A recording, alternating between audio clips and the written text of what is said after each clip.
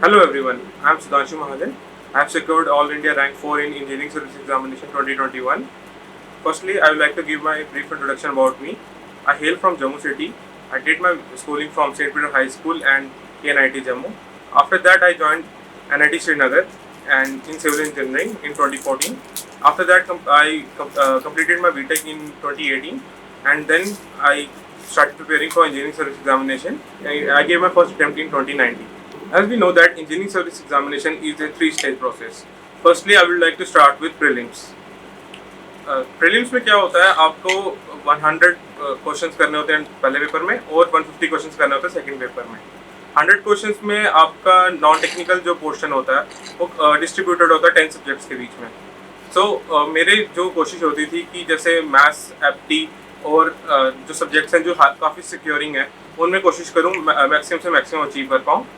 और जो बाकी सब्जेक्ट्स हो गए जैसे आईसीटी जिनमें मैं स्ट्रॉन्ग था, जिनमें एफर्ट थोड़ा डालने पर रिवॉर्ड ज़्यादा मिलते थे क्योंकि वो करंट का ही पार्ट हो जाता है। आईसीटी, इंजीनियरिंग ड्राइंग और स्टैंडर्ड क्वालिटी ये काफ़ी सिक्योरिंग सब्जेक्ट्स हैं, तो मैं कोशिश करता था कि उनमें ही फोकस रखूं ताकि बेनिफिट कॉस्ट रेशियो मेरी ज़्यादा रहे, मेरा hard work to reward ratio मेरा ज़्यादा रहे। मेरी एक स्ट्रैटेजी रहती थी कि ज़्यादा से ज़्यादा क्वेश्चन अटैम्प्ट कर पाऊँ 100 क्वेश्चन में से, क्योंकि आपको ऐसा तो होगा नहीं कि आपको 80 से 90 क्वेश्चन आते होंगे, आपको 40 से 50 क्वेश्चन ही आते होंगे। तो आपको अपनी ऑप्शंस ऐसे चूज करनी है जिसमें आपको लगता है कि आप दो में से एक, आपको दो में डाउट है तो ज़रूर पकड़िए। जिसमें आपको लगता है कि आपको 3 ऑप्शंस में डाउट है तो वो उसको स्किप कर सकते हैं आप। बट प्रेफरेबली आपको अगर 50% आपको चांस लेना पड़े तो आप डेफिनेटली लीजिए, ताकि जितने मैक्सिमम क्वेश्चन आप अटेम्प्ट कर पाओगे तो उतने ही मार्क्स सिक्योर कर पाओगे पहले पेपर में। और और हमारा इंजीनियर्स का एक मैथ्स और एप्टी थोड़ा स्ट्रांग होता है, तो मैं प्रेफरेबली वही कहूँगा कि आप उसको और स्ट्रांग करिए ताकि आपको जो 50 मार्क्स का अराउंड 50 मार्क्स का जो मैथ एप्टी आता है उसमें आपको कम से कम 50 आउट ऑफ 50 लेने ही है। तो अब मैं पेपर 2 की बात करूँगा जो प्योरली टेक्निकल होता है। पेपर 2 की एक प्रॉब्लम ये रहती है कि आपके पास कैलकुलेटर नहीं होता और आपको 150 क्वेश्चन करने हैं 180 मिनट्स में। तो टेक्निकली आप 150 मिनट्स ही कर लो, क्योंकि आपको 30 मिनट्स रोल नंबर फिल करना है, अटेंडेंस शीट फिल करनी है, ओएमआर शीट फिल करनी है, तो उसमें निकल जाते हैं। तो बेसिकली 1 मिनट पर क्वेश्चन पड़ता है। अब उस 1 मिनट पर क्वेश्चन में आपको ऐसे सिलेक्शन करनी है कि आपको पहले ऑप्शंस चेक करने हैं, क्योंकि अगर आपके ऑप्शंस क्लोज हैं सो वो उसमें बहुत टाइम डिमांडिंग होंगे, कैलकुलेशन काफ़ी इटरेटिव प्रोसेस भी हो सकता है। तो उससे बेटर है कि आप जैसे ऑप्शंस हैं 2.2 और 2.5, ये काफ़ी क्लोज ऑप्शंस हैं, तो आप क्वेश्चन वैसे सेलेक्ट करिए जिसमें आपके ऑप्शंस का थोड़ा डिफरेंस ज़्यादा हो, ताकि आप अगर अप्रॉक्सीमेट भी लेके चलें तो आप उसको पूरा कर सकते हैं। और दूसरा मैं कहूँगा स्पीड काफ़ी मेंटेन रखिए, क्योंकि आपको 1 मिनट में क्वेश्चन रीड करना है, पढ़ना है और सॉल्व करना है। तो आप उसको जितना फोकस रह के अपनी स्पीड इम्प्रूव कर सकते हैं। बट हाँ, स्पीड इम्प्रूव करने का एक प्रॉब्लम ये रहेगी, आपकी एक्यूरेसी इफेक्ट नहीं होनी चाहिए। अगर आपकी एक्यूरेसी इफेक्ट होती है तो उसका कोई फायदा नहीं है। आपको 150 क्वेश्चन से आपको टारगेट रखना चाहिए अराउंड 135 टू 140 तक आप अटैम्प्ट कर दीजिए, और उनमें आपकी एक्यूरेसी अगर 120 तक रहती है तो वो काफ़ी अच्छी एक्यूरेसी मानी जाती है। पेपर 2 की स्ट्रेटेजी एक ये रहती है कि आपको ऑलमोस्ट हर टॉपिक कवर करना है, क्योंकि अगर आप टॉपिक कुछ भी छोड़ते हैं और ये सी उससे क्वेश्चन पूछते हैं। यूपीएससी का यही है, क्या काफ़ी अनप्रिडिक्टेबल रहता है। तो आपको हर क्वेश्चन हर टॉपिक को कवर करना है, और जैसे छोटे टॉपिक जिनको हम जनरली छोड़ते हैं जैसे रेलवे, जियोलॉजी, एयरपोर्ट, और उनसे क्वेश्चंस मोस्टली आते ही आते हैं। काफ़ी इजी क्वेश्चन होते हैं, बेसिक लेवल के होते हैं। अगर आपने उनको एक बार रीड मारा हो तो आप उनको कर सकते हैं आराम से। एक इम्पॉर्टेंट स्ट्रैटेजी ये रहती है कि आपको अपने शॉर्ट नोट्स बनाने हैं। शॉर्ट नोट्स का ये होता है कि आप टेस्ट सीरीज को दीजिए। मैंने जैसे कोचिंग ली मेड इजी से, तो मेड इजी की मैं टेस्ट सीरीज फॉलो करता था, जैसे उनकी सब्जेक्ट वाइज टेस्ट होते थे। तो टेस्ट सीरीज जब आप फॉलो करेंगे तो आपको एक लिस्ट ऑफ क्वेश्चन मिल जाएंगे जो आपसे टेस्ट सीरीज में नहीं हुए। अब उन क्वेश्चंस को आप चेक करिए कि आपका फॉर्मूले में प्रॉब्लम थी, या आपको फॉर्मूला भूला, या आपको फॉर्मूला आपने पढ़ा ही नहीं है। तो अगर आपने नहीं पढ़ा उसको आप शॉर्ट नोट्स में एंटर कीजिए। आपको शॉर्ट नोट्स ऐसे होने चाहिए कि आपको जो चीज़ आपको भूलती है या आपको लगता है कि मुझे ये पेपर के टाइम भूल जाएगी, मुझे रिवाइज करने की ज़रूरत है, तो उसी को आपके शॉर्ट नोट्स में आना है। जो आपने हर चीज़ पढ़ी है तो वो उसको एंटर करने की ज़रूरत नहीं है। जैसे एग्जाम्पल की तरफ मैं कहूँगा कि जैसे जियोटेक में हमारा फॉर्मूला होता है GW = SC। तो उस फॉर्मूले को आपको एंटर करने की ज़रूरत नहीं है आपको अपने नोट्स में, क्योंकि वो फॉर्मूला आपको याद है और आपको पता है कि वो हर जगह वो आपको कभी भूलेगा नहीं। एक चीज़ मैं प्रीलिम्स पॉइंट ऑफ व्यू से कहना चाहूँगा कि आपको कुछ स्टैंडर्ड रिजल्ट्स याद रखने हैं। जैसे आपको कुछ स्क्वायर रूट्स या क्यूब रूट्स याद रखने हैं, जिससे आपकी स्पीड बढ़े और आपकी एक्यूरेसी भी मेंटेन रहे। लाइक आपको कोई बड़ा नंबर है, उसका आपको फोर्थ पावर निकालनी है, तो आप उसको इस तरह से, अगर आपको स्क्वायर याद है तो आप उसको डबल स्क्वायर को मल्टीप्लाई करके चेक कर सकते हैं।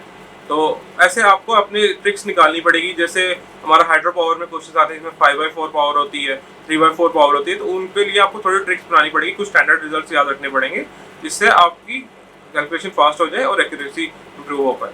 अब मैं मेंस पॉइंट ऑफ व्यू से शुरू करूंगा, क्योंकि मेंस काफ़ी लेंथी प्रोसेस रहता है। 600 मार्क्स के 600 मार्क्स का टोटल होता है, 300 के 2 पेपर होते हैं।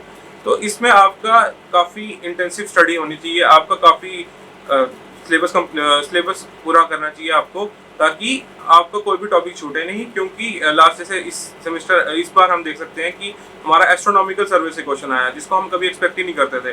लास्ट ईयर भी रेलवे इंजीनियरिंग से और नॉइज पोल्यूशन से 12 मार्क्स से क्वेश्चन आए थे, और मोस्टली क्या होता है कि ये क्वेश्चन कंपल्सरी क्वेश्चन में आते हैं, तो आपको वो सीधा 12 मार्क्स का एक ड्रॉबैक हो जाता है, जो अगर किसी और ने प्रिपेयर किया होगा। वो मेंस में क्या होता है, पेपर में आपको 8 क्वेश्चंस होते हैं, जिसमें 2 कंपल्सरी होते हैं और अगले 6 में से आपको 3 क्वेश्चन सेलेक्ट करने हैं। तो आपको जो सेलेक्ट क्वेश्चन करने हैं, उनमें से ऐसा होता है कि हर क्वेश्चन के फर्दर 3 पार्ट्स होते हैं, और फर्दर 3 पार्ट्स में से भी आपको हर पार्ट आना चाहिए, ताकि आप उसको अटेम्प्ट कर पाओ क्वेश्चन को। इसलिए क्वेश्चन सिलेक्शन काफ़ी मैटर करती है। तो मैं सजेस्ट करूँगा आप 10 to 15 आप जितना हो जल्दी कर सकें। बट मैंने जैसे मेरा रहता था कि 10 मिनट्स में डिवोट करता था क्वेश्चन सिलेक्शन में, क्योंकि वही क्वेश्चन सिलेक्शन अगर एक बार हो जाए, तो आप एक बार क्वेश्चन सिलेक्ट हो गए आपके, तो आप फटाफट क्वेश्चन अटेम्प्ट कर सकते हैं। आपको एक बस फ्लो में सॉल्व करने हैं, आपको कोई दोबारा सोचना नहीं है कि मैंने ये क्वेश्चन कौन सा पकड़ना है, कौन सा नहीं पकड़ना। हाँ, बट ये अगर मैं एडवाइस करूँगा कि अगर आपसे 5 क्वेश्चन नहीं सिलेक्ट हो पा रहे हैं, तो आप 4 ही करिए, 5th को आप एंड के लिए रखिए। ये ना हो कि आप स्टार्टिंग में 15 से 20 मिनट्स वेस्ट कर दें क्वेश्चन सिलेक्शंस में।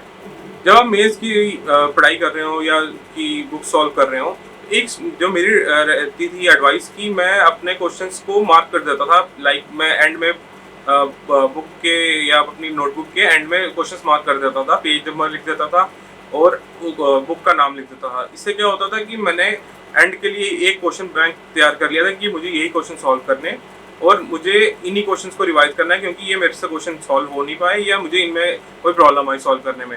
और सिमिलरली मैं टेस्ट सीरीज जब सॉल्व करता था, तो टेस्ट सीरीज में भी सेम पैटर्न होता, 8 क्वेश्चन में से आपको 5 करने पड़ते हैं। तो जो 5 क्वेश्चन के अलावा जो 3 क्वेश्चन होते थे, वो आपने टेस्ट सीरीज में अगर आपने छोड़े हैं, तो मतलब आपको उनमें से कोई पार्ट नहीं आते, तो वो क्वेश्चन आपको काफ़ी अच्छे से सॉल्व करने हैं और अपनी नोटबुक में एंटर करने हैं, अगर आपको कोई न्यू फॉर्मूला लगता है वो। एक मेरी ये एडवाइस रहेगी, जैसे हमारा जो कैलकुलेटर होता है 991 ES EX, एक बच्चों को कंफ्यूजन होती है कि EX अलाउड नहीं होता है। EX जो वाइट वाला कैलकुलेटर था वो अलाउड होता है, और इनफैक्ट वो बहुत बेनिफिशियल रहता है, क्योंकि उसमें आप स्प्रेडशीट्स बना सकते हो, जिससे आपके जो बड़े बड़े क्वेश्चन हैं जिनमें आपको टेबुलर फॉर्म में रिजल्ट देना, वो आपको इजीली सॉल्व हो जाते हैं। आप उसमें मैट्रिसेस सॉल्व कर सकते हो, आप उसमें हायर पावर इक्वेशन सॉल्व कर सकते हो, इनफैक्ट 4th पावर के अबव वाली भी सॉल्व कर सकते हो। पेपर 1 में क्या होता है, आपके 2 एस्पेक्ट रहते हैं, एक डिज़ाइन का एस्पेक्ट रहता है और एक एनालिसिस का रहता है। मेरी कोशिश रहती थी कि मैं डिज़ाइन एस्पेक्ट की तरफ ज़्यादा फोकस करूं, क्योंकि डिज़ाइन में क्या होता है कि आपको अगर 20 मार्क्स का क्वेश्चन है, अगर आपने सही डिज़ाइन किया हुआ, आपको 20 मार्क्स तो नहीं मिलेंगे, बट ये है कि आपको 15 से 16 मार्क्स या 17-18 मार्क्स भी मिल सकते हैं। बट वही अगर एनालिसिस में अगर आपका एक स्टेप भी गलत हो जाता है, तो क्या होगा, आपको वो पूरा क्वेश्चन आपको हार्डली 3 या 4 मार्क्स मिलेंगे, वो भी स्टार्ट में आपका कितना आपका आपने कौन से स्टेप पे गलती की है उस पर डिपेंड करके। तो मेरी ये कोशिश रहती है कि मैं डिज़ाइन की तरफ फोकस करूँ, और डिज़ाइन पे अगर आप फोकस कर रहे हो तो आपको हर टॉपिक कवर करना है। इनफैक्ट आपका वाटर टैंक जैसे टॉपिक हो गया, वाटर टैंक डिज़ाइन में RCC में वाटर टैंक हो गया, स्ट्रक्चर स्टेयरकेस हो गया, फुटिंग हो गया, इन टॉपिक्स को कवर करना है, और इनको ऐसे कवर करना है कि आपको ये ना रहे कि मैं अगर पेपर में क्वेश्चन आ रहा है तो उसको अटेम्प्ट नहीं कर रहा, उसको स्किप कर रहा हूँ।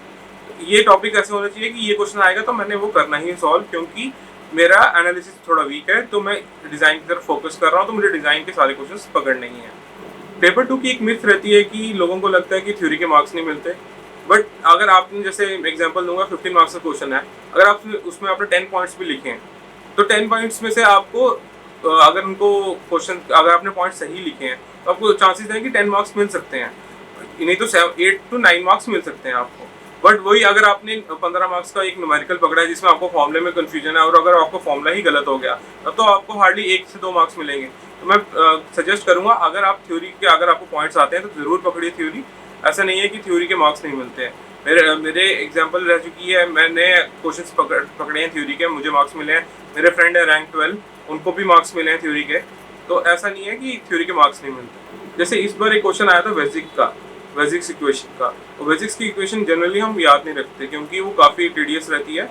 तो उसको की जगह आप अटेम्प्ट कर सकते हैं। मैंने किया, मैंने थ्योरी का क्वेश्चन अटेम्प्ट किया और थ्योरी में मुझे उसमें मार्क्स मिले, क्योंकि बेसिक्स के 20 मार्क्स के क्वेश्चन को स्किप करने से बेटर है कि मैं थ्योरी का पकड़ लूँ जिसमें मुझे 10 से 11 मार्क्स मिल सकते हैं। नाउ मैं अब अपनी इंटरव्यू स्ट्रेटेजी शेयर करूँगा, क्योंकि मेरा इंटरव्यू में काफ़ी अच्छा रहा था और I was able to secure 152 out of 200 marks. So ये इस टाइम के तो हाईएस्ट मार्क्स थे। तो मैं ये सजेस्ट करूँ, मैं अपनी स्ट्रेटेजी शेयर करूँगा इंटरव्यू मैंने कैसे प्रिपेयर किया। पहला, इंटरव्यू में सबसे मेन आपसे उनको आपका नाम पता होता है, वो आपकी सिटी पता होता है। तो आपको नाम पे अपने प्रिपेयर करना, आपके नाम का क्या मीनिंग है, उस मीनिंग से क्या निकल सकता है। जैसे मेरे नाम का मीनिंग होता है मूनलाइट से रिलेटेड। तो उनका जब नॉर्मल इंट्रोडक्शन वगैरह हो गया मेरे से, उनका पहला क्वेश्चन मेरे पे ये था कि आपका नेम का मीनिंग है मूनलाइट, तो आप मून पे कैसे सिविल इंजीनियरिंग एस्पेक्ट रहेंगे आपके बिल्डिंग डिज़ाइन करने के। तो ऑल्दो मैं प्रिपेयर करके नहीं गया था, बट उस टाइम मैंने थोड़ा आइडिया था मुझे कि कैसे क्वेश्चंस आंसर देने हैं। बट वही मैं सजेस्ट करूंगा कि जो मेरा ड्रॉबैक रहा कि मैं जैसे ये नहीं प्रिपेयर करके गया था, मैं सजेस्ट करूंगा कि आप प्रिपेयर करके जाइए, क्योंकि उनको वो आपसे किसी भी बेसिस पे भी क्वेश्चन पूछ सकते हैं आपके नाम के रिलेटेड। जो लोग एमटेक कर रहे हैं उनसे मेरा सजेशन रहेगा, जैसे मेरा एक चेयरमैन होता है और 3 पैनल मेंबर होते हैं। तो फर्स्ट पैनल मेंबर का मेरा पूरा प्रोजेक्ट पे ही रहा, एमटेक प्रोजेक्ट पे। उन्होंने मेरे से एमटेक प्रोजेक्ट पे ही ऑलमोस्ट 10 to 15 क्वेश्चन पूछे और उनका डोमेन ही ये रहा कि मेरे एमटेक प्रोजेक्ट पे। और इसके बाद मेरा एमटेक का उन्होंने हार्डली कोई क्वेश्चन पूछा जो मुझे सरप्राइजिंग लगा, क्योंकि एमटेक में काफ़ी सब्जेक्ट्स पढ़ते हैं। तो मैं ये सजेस्ट करूँगा कि आपका एमटेक का प्रोजेक्ट आपका सॉलिड होना चाहिए, ताकि आपको कोई भी क्वेश्चन पूछे तो आप उसको आंसर दे पाए। इंटरव्यू में क्या होता है, आपको टाइम कम होता है, आपको टू द पॉइंट आंसर देने हैं, आपको बुलेट पॉइंट्स में आपको आंसर देने हैं। अगर आपके बुलेट पॉइंट्स उनको अच्छे लगते हैं तो उनको अगर लगता है कि आपको इसकी एक्सप्लेनेशन आपसे और लेना चाहते हैं तो आप तब एक्सप्लेनेशन दीजिए। जो क्वेश्चन आपसे पूछा जा रहा है उतना ही आंसर दीजिए, क्योंकि अगर आप ज़्यादा कुछ बोलेंगे तो वो कुछ ना कोई टॉपिक पकड़ के उसको आपको और फर्दर कंफ्यूज कर सकते हैं, या आपको फर्दर उसमें क्वेश्चंस पूछ सकते हैं जो आपका, अगर आपका डोमेन स्ट्रॉन्ग नहीं रहा हो तो उसमें आपको प्रॉब्लम हो सकती है। तो मैं सजेस्ट करूँगा जितना क्वेश्चन पूछा जाए और टू द पॉइंट आंसर दीजिए। ये बुलेट पॉइंट्स भी देना आंसर आपको, ताकि उनको लगे कि आपको पॉइंट्स आते हैं और फटाफट नेक्स्ट क्वेश्चन में मूव ऑन करें। मेरे इंटरव्यू में यही रहा कि मैंने उनको टू द पॉइंट आंसर दिया और मेरे से काफ़ी वाइड रेंज ऑफ क्वेश्चन पूछे, ranging from geotech to fluid to structure, ताकि वो स्विच कर रहे थे टॉपिक, क्योंकि मैं टू द पॉइंट आंसर दे रहा था और जिससे वाइड टॉपिक कवर हुआ और जिससे मुझे हाई मार्क्स मिले। एक और चीज़ मैं कहना चाहूँगा, करंट अफेयर्स में जैसे हो रहा है आज के जो चल रहा है, जैसे हमारे टाइम अभी जैसे यूक्रेन रशिया वॉर चल रही है, तो उस पर काफ़ी क्वेश्चन किसी बच्चे से पूछ रहे थे। और आपको थोड़ा ये सजेस्ट करूँगा कि आप यूपीएससी आपका जो पैनल बोर्ड है उसमें से आप हर चेयरमैन की प्रोफाइल पढ़ के जाइए। जैसे सुजाता मेहता मैम है, सत्यवती मैम है, आप उन सब की प्रोफाइल पढ़ लीजिए, ताकि आपको पता लगे कि किस रेंज में आपको क्वेश्चंस के आंसर देने हैं और किस रेंज में आपको अवॉइड करने हैं क्वेश्चंस के आंसर्स। एक और स्ट्रैटेजी मैं शेयर करना चाहूँगा, जो मेरा इंटरव्यू मुझे लगा काफ़ी इफेक्टिव रहा, वो था कि मैंने लास्ट 3 to 4 ईयर्स की ट्रांसक्रिप्ट्स अपने सीनियर्स से ली थी। उससे क्या होता है कि आपको एक wide range of question bank मिल जाता है, और वो क्वेश्चन बैंक ऐसा रहता है कि आपको हर बंदे की प्रोफाइल अलग होती है, तो आपको एक बहुत वाइड क्वेश्चन बैंक मिलता है जिसमें आपके टॉपिक एमटेक से भी हो सकते हैं, जॉब से भी हो सकते हैं, तो आप उसको काफ़ी अच्छे से प्रिपेयर कर सकते हैं। प्रैक्टिकल लाइफ क्वेश्चन भी हो सकते हैं। जैसे मैंने 3 to 4 ईयर्स का कलेक्ट किया, तो मेरा काफ़ी ये रहा कि काफ़ी टॉपिक्स मेरे कवर हो गए, जिससे मेरा 50 to 60% जो इंटरव्यू रहा वो ऑलमोस्ट मेरा पहले का पढ़ा हुआ ही था, क्योंकि क्वेश्चंस कुछ रिपीटेड भी होते हैं। जैसे लिक्विफैक्शन के प्रोसेस, उनको प्रिवेंशन टेक्निक्स मेरे से पूछा गया, वो काफ़ी रिपीटेड क्वेश्चन रहता है, तो मैंने काफ़ी उसको अच्छे से आंसर दिया, तो वो काफ़ी इंप्रेस हुए इस क्वेश्चन पे। वैसे ही हाइड्रो पावर में types of turbine, centrifugal pumps में कैसे वर्किंग होती है, वाटर हैमर का वर्किंग कैसे प्रिवेंशन करते हैं हम, वो काफ़ी क्वेश्चन रिपीटेड रहते हैं। तो ये क्वेश्चन आप अगर आप पहले ही प्रिपेयर करके जाएंगे तो आपको एक बूस्ट रहता है। एक अब मैं शेयर करना चाहूँगा अपनी रिवीजन स्ट्रैटेजी। मेरी रिवीजन स्ट्रैटेजी ऐसे होती थी कि जैसे टेस्ट सीरीज़ कोई भी मैं फॉलो कर रहा हूँ, जैसे मैं मेडिस की टेस्ट सीरीज़ फॉलो करता था, तो उनका क्या होता है, आपके सब्जेक्ट वाइज स्टार्टिंग में टेस्ट होते हैं और उसके बाद आपके फुल सिलेबस टेस्ट होते हैं। तो कोशिश करिए कि आप जो सब्जेक्ट वाइज टेस्ट हो रहे हैं उन्हीं को, उन सब्जेक्ट से ही स्टार्ट करिए ताकि आप टेस्ट साथ साथ टेस्ट दे पाएँ और अपनी आपको वीकनेस पता लगे। तो मेरा स्ट्रैटेजी ये रहती थी कि मैं कोशिश करता था कि जो टेस्ट दे के आ रहा हूँ उसमें जो क्वेश्चन नहीं आ पाते उनको मैं सॉल्व करके जब आंसर की आती थी उसे देख के अपने नोट्स में ऐड करता था। और रिवीजन में एक चीज़ मैं ये कहूँगा, लास्ट के टाइम आपको ऐसा होना चाहिए कि लास्ट 1 वीक में आपके शॉर्ट नोट्स ही रिवाइज होने चाहिए और कुछ क्वेश्चंस जो आपको लगता है कि टफ, आपको लगता है कि आपको भूल सकते हैं फाइनल डे तक, या फॉर्मूला आपको लगता है कि फाइनल डे तक भूल सकता है, तो आप उसको रिवाइज करिए। ऐसे अगर आप पूरी बुक या नोट अपने नोट्स लेके बैठेंगे तो वो पॉसिबल ही नहीं है कि आप लास्ट वीक में या लास्ट 10 डेज में आपको रिवाइज कर पाएँ। तो मैं यही कहना चाहूँगा कि आपके शॉर्ट नोट्स प्रिपेयर होने चाहिए, क्योंकि शॉर्ट नोट्स काफ़ी इंपॉर्टेंट रोल प्ले करते हैं। जैसे मुझे कोई भी लगता है फैक्ट, जैसे कुछ क्वेश्चंस का जो जैसे active earth pressure on compression में कैसे इफेक्ट करता है, मैंने वो उसको सीधा अपने शॉर्ट नोट्स में ऐड कर दिया था ताकि अगर मुझे ये क्वेश्चन पेपर में आए तो मेरा क्वेश्चन गलत नहीं होना चाहिए। क्योंकि ये प्रीलिम्स पॉइंट ऑफ व्यू में ये रहता है कि आपके 4 ऑप्शन हैं और फर्दर कई बार होता है कि 1 और करेक्ट, 1 2 3 या करेक्ट, आपको चारों ऑप्शन आनी चाहिए। उसके लिए आपको चारों पॉइंट्स आने चाहिए, उसके लिए आपके काफ़ी कॉम्प्रिहेंसिव स्टडी होनी चाहिए। और कॉम्प्रिहेंसिव स्टडी का ये है कि आपको रिवीजन के टाइम भी वो पॉइंट्स याद रहने चाहिए। तो मैं ये कहूँगा कि आप, और मेंस पॉइंट ऑफ व्यू से मैं कहूँगा रिवीजन के टाइम आपने अपने शॉर्ट नोट्स प्रिपेयर करने ही है। एक ही शॉर्ट नोट्स बनने चाहिए प्रीलिम्स और मेंस पॉइंट ऑफ व्यू से, क्योंकि सिलेबस ऑलमोस्ट सेम ही है, बस मेंस का थोड़ा वाइड हो जाता है, प्रीलिम्स में थोड़ा कम सिलेबस होता है। तो प्रीलिम्स में कम इन द सेंस ये कहूँगा कि जैसे आपको बहुत बड़े बड़े फॉर्मूले हैं, जैसे आपको फिलिप स्ट्रेटर इक्वेशन होगी, तो मैं वो कहूँगा कि उसको आप अवॉइड करिए, क्योंकि एक तो टाइम कंज्यूमिंग होती है वो, और दूसरी आपको इतनी कैलकुलेटिव रहती है वो, तो उसको तो आप अवॉइड कर सकते हैं। तो वही आप, मगर वही आपके पास मेन पॉइंट ऑफ व्यू से आपको, आपके पास कैलकुलेटर है तो अगर आपको क्वेश्चन आती है तो आपको वो अटेम्प्ट करना ही करना है वो क्वेश्चन। तो ये मैं कहूँगा मेन पॉइंट ऑफ व्यू से आपको फॉर्मूले आपके ओके होने चाहिए, और एंड में रिवीजन के टाइम आपको फॉर्मूले रिवाइज करने हैं। और दूसरा जो कुछ क्वेश्चंस या कुछ ट्रिक्स लाइक आपको आपने डिज़ाइन के क्वेश्चन कुछ प्रिपेयर किए हैं उनको रिवाइज कर लीजिए, ताकि आपको पेपर में जब आप जाओगे तो आपको एक पूरा दिमाग में रहना चाहिए क्वेश्चन आपके फॉर्मूले, और आपको क्वेश्चन अगर आप पकड़ रहे हो तो उसमें सोचना ना पड़े, आप फटाफट सॉल्व कर पाएँ उसको। मैं कहूँगा जो फ्यूचर एस्पिरेंट्स है, all the best for this journey, and अपने पे भरोसा रखिए, ज़रूर मिलेगा आपको इसका रिजल्ट।